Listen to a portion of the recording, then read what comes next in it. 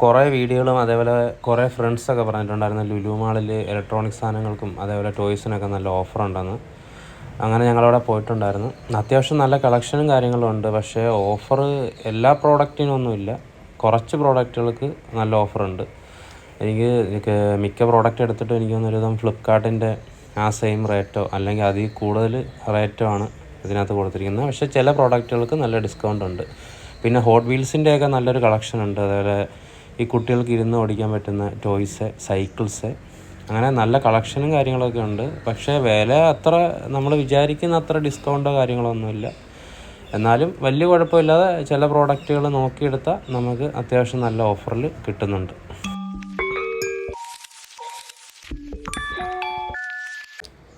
നമ്മളെന്തായാലും ഇവിടുന്ന് അവിടെ വരെ പോയതുകൊണ്ട് കുറച്ച് പ്രോഡക്റ്റുകൾ പർച്ചേസ് ചെയ്തിട്ടുണ്ടായിരുന്നു.